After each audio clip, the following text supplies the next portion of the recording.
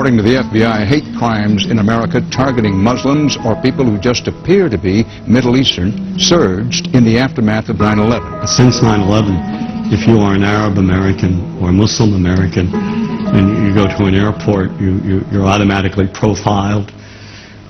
Numerous thousands of Muslim Americans were rounded up and detained without due process.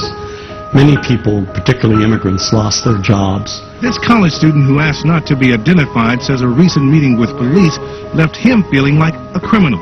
I was just very scared, anxious, nervous, and I just wanted to get it over with. He was one of several thousand men of mostly Arab descent who were interviewed.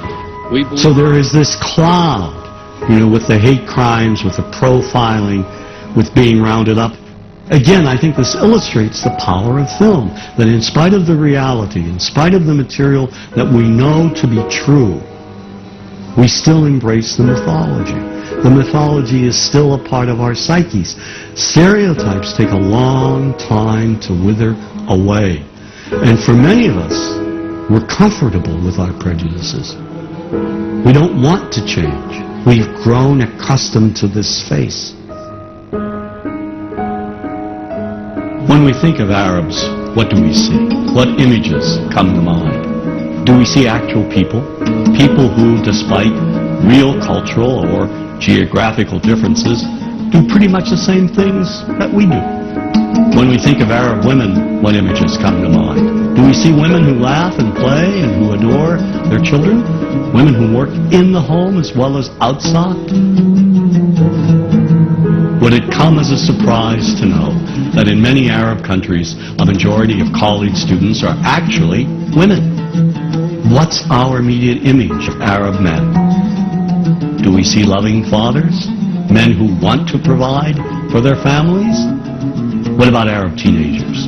Do we see them the way you would think about teenagers in other parts of the world? Then there's religion in the Arab world. Do we see it as all-encompassing, dominating everything else? Do we know that even though faith plays a huge role in the Arab world, just as it does here in the United States, that it's also true that much of the Arab world is quite secular?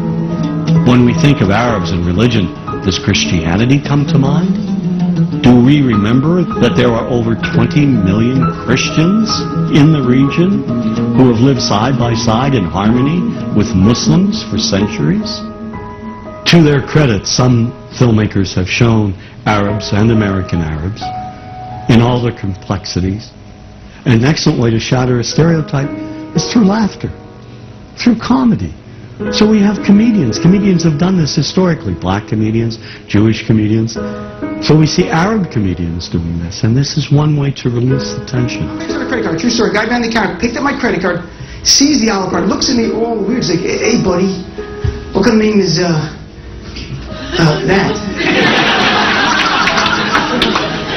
I'm like, "Well, sir, it's an Arabic name." He goes, "Yeah, what does this mean?" So I'm like, "Well, translate it to English. It means peaceful, friendly Arab." But he's not happy because, what Arab country is your family from? So I took the most peaceful, popular one that he would like. So I'm like, we're from the same Arab country that Aladdin is from. To his credit, Michael Moore in Fahrenheit 9/11 in the DVD includes a scene with this comedy coming out. My name really is Ahmed, and I can't fly anywhere. All you white people have it easy. You guys get to the airport like an hour, 2 hours before your flight. Takes me a month and a half.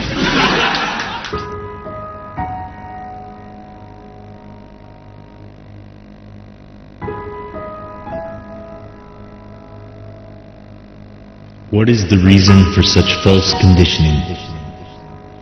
Is it just a matter of racism, or is there a deeper, more sinister agenda unfolding? Obviously, this sort of portrayal is not exclusive to Arabs alone, but it places the false Arab terror stigma on all Muslims. It has become overwhelmingly obvious that the Illuminati has a great fear of Islam, and will stop at nothing in their attempts to weaken it.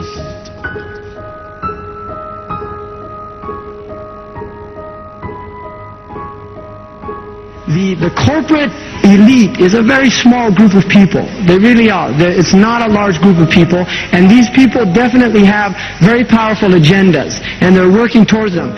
But these people recognize the potential threat of Islam.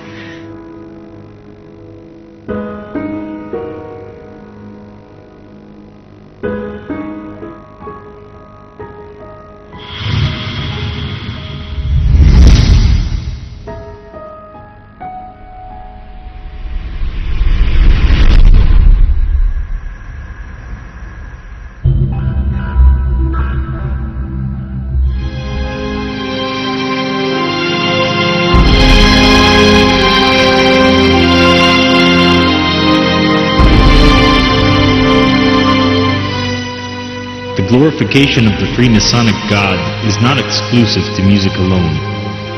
Hollywood, it seems, has become the chosen playing ground for the Illuminati and its separate units, all of which use it to pay tribute to their Lord.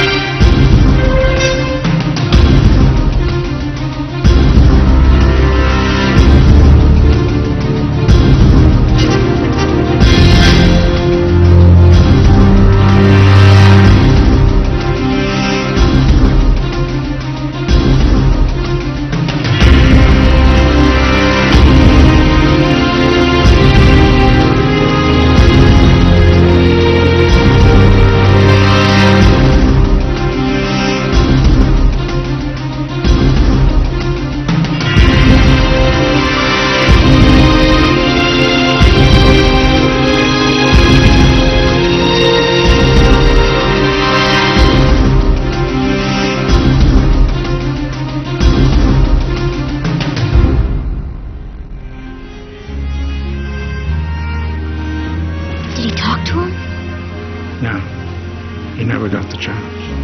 The president wasn't there that night. But Charles Carroll had a secret. So he took into his confidence one person he could. My grandfather's grandfather, Thomas Gates. What was the secret? A treasure. A treasure beyond all imagining.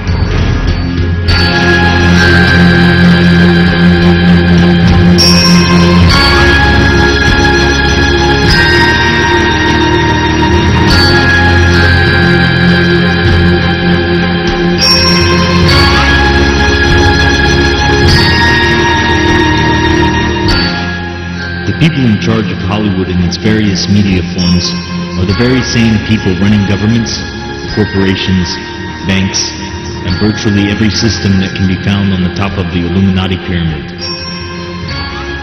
Unsurprisingly, the Illuminati and Zionism go hand in hand, and one cannot be explored without delving into the other. For 30 years, I've looked at how we, particularly when I say we, image makers, have projected Arabs on silver screens. In my latest book, Real Bad Arabs, How Hollywood Vilifies a People, I looked at more than 1,000 films. Films ranging from the earliest, most obscure days of Hollywood to today's biggest blockbuster.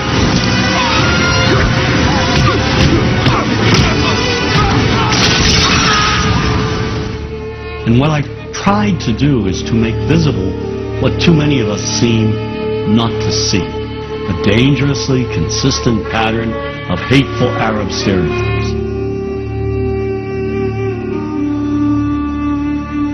the stereotype has become so widespread that it's become invisible to people. And the reason being is that we've all grown up with these images.